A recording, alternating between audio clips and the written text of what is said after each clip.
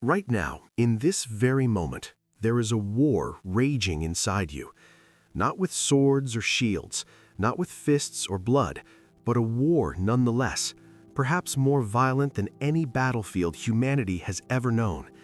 It is the war between the self you want to become and the self you are. Between the peace you crave and the chaos that consumes you. Between your highest principles and your basest impulses. You feel it, don't you?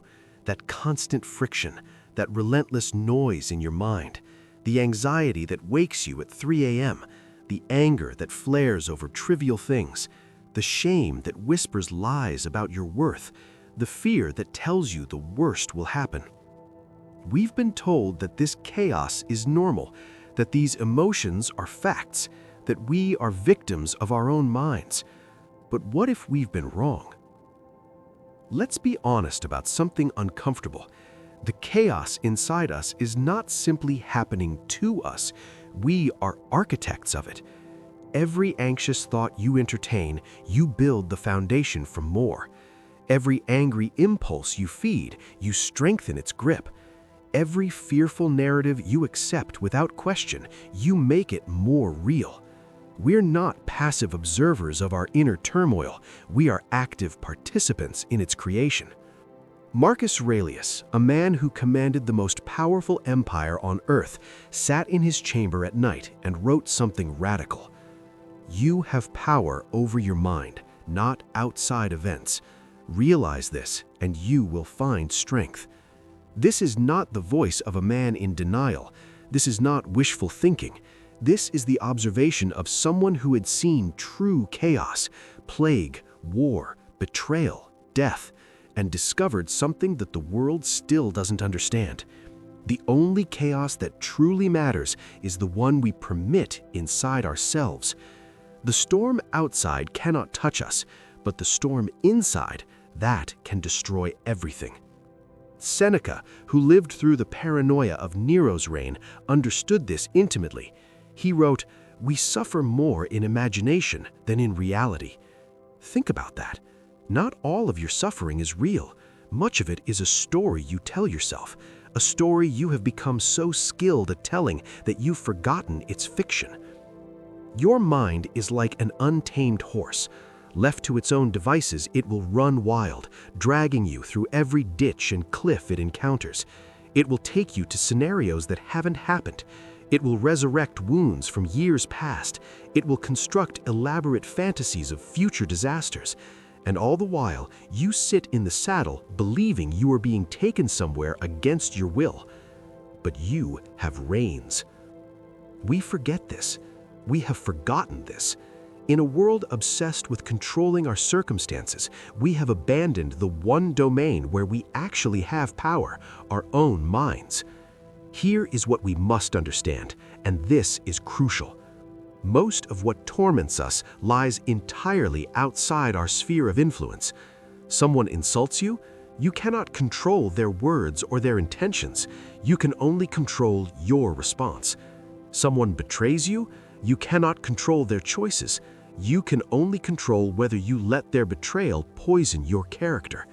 Failure comes, you cannot control the outcome, but you can control the effort and virtue with which you approach the task. Illness strikes, you cannot control the illness, but you can control your courage in facing it. Epictetus, who was born a slave, understood this with a clarity that makes modern philosophy seem shallow. He said, "Some things are within our control and some things are not.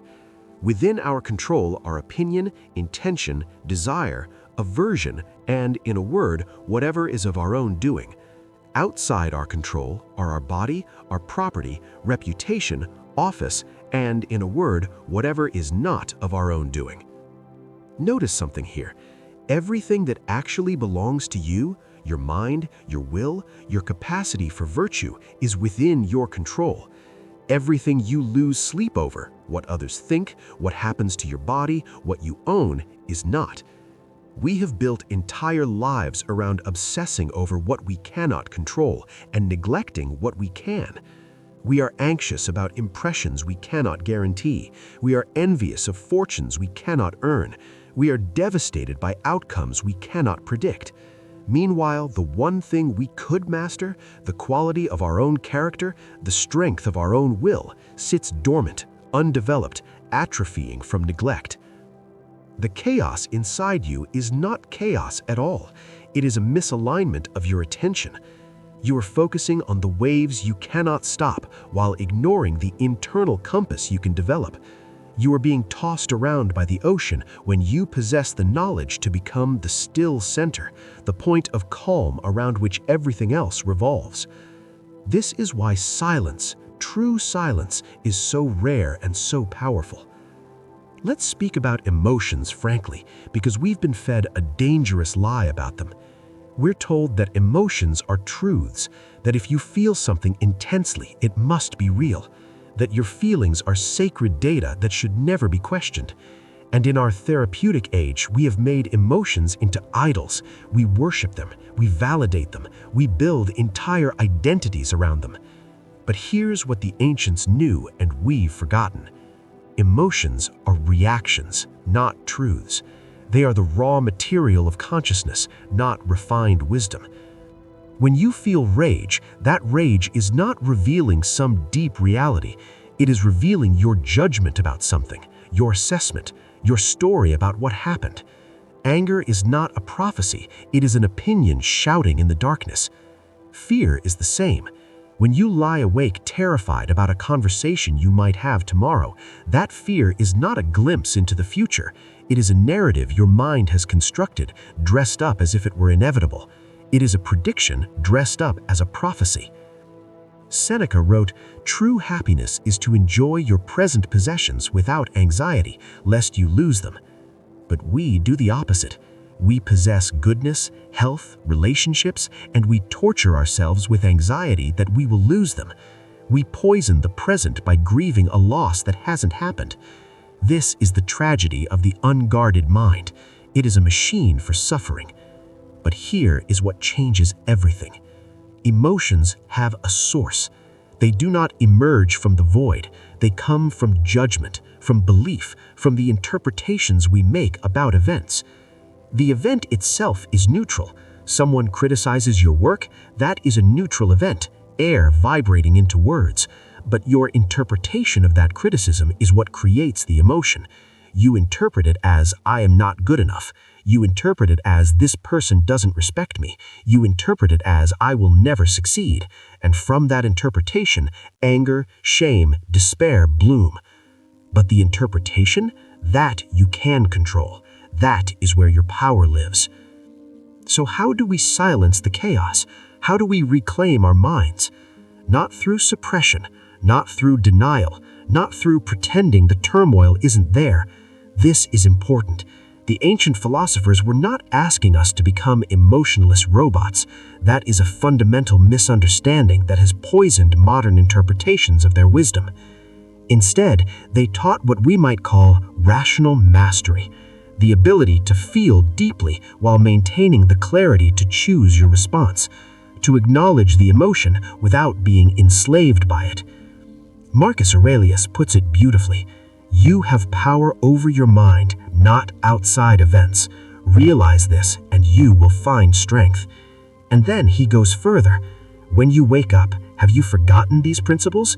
You will need to remember them, all of them. This is the key. Mastery is not something you achieve once, it is something you practice constantly. Like a musician returning to scales, like an athlete returning to fundamentals. Your mind will return to chaos if you do not return it again and again to clarity. Here is the practice. When chaos arises, when you feel the anxiety, the anger, the fear, pause. Just pause. In that pause, you create space. And in space, you create choice. Ask yourself, what is within my control right now? What is not? Your racing thoughts? Not fully within your control, at least not immediately, but your attention, that you can control. You can notice the thought without believing it. You can watch it like clouds passing in the sky, present but temporary, ultimately unimportant. Someone's judgment of you? Not within your control. Your character, entirely within your control. So where should your energy flow? A future catastrophe that hasn't happened? Not within your control. Your actions today, your virtue today, your effort today, entirely within your control. So what deserves your attention? Epictetus taught, it is not things themselves that trouble us, but our judgments about things. Write that down, memorize it, because this is the master key. Not every racing thought is true. Not every emotional reaction is wisdom. You are permitted to question them. You are permitted to reject them. Your fear whispers that you will fail. You can acknowledge the fear and then ask, is this true? This is not positive thinking. This is not ignoring reality. This is seeing reality clearly, stripped of the distortions your mind adds, and acting with virtue anyway. There is a practice so simple that we overlook it, so profound that it changes everything. It is the practice of being present. The chaos inside you feeds on time. It lives in the past, replaying conversations, nursing old wounds, asking, why me? It lives in the future, constructing elaborate disaster scenarios, obsessing over what might go wrong. But it cannot live in the present moment. Right now, in this moment, this exact moment as you read or listen, is there truly anything wrong? Or are you suffering from a story about something that was or might be? This is why the greatest warriors and performers operate from a place of profound presence. They are not in their heads narrating and analyzing. They are in the moment, responding with clarity.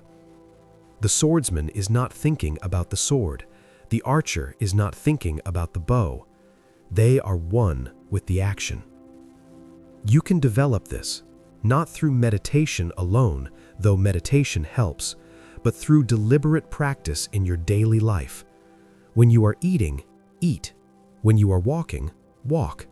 When you are with someone, be with them completely. Not as an escape from life, but as an engagement with life as it actually is, not as your anxious mind imagines it. Seneca said, "It is not that we have a short time to live, but that we waste a lot of it. Life is long enough, and a sufficiently generous amount has been given to us for the highest achievements if it were all invested in good works." We are not lacking time, we are losing time to the noise in our heads. Every moment you spend anxious about the future is a moment stolen from the present. Every moment you spend ruminating about the past is a moment you could have invested in growth, in presence, in actually living. The chaos inside needs your attention to survive. The moment you withdraw that attention and anchor yourself in reality as it is, the chaos begins to lose its power. What happens when you begin to master this, when you quiet the noise and reclaim your mind?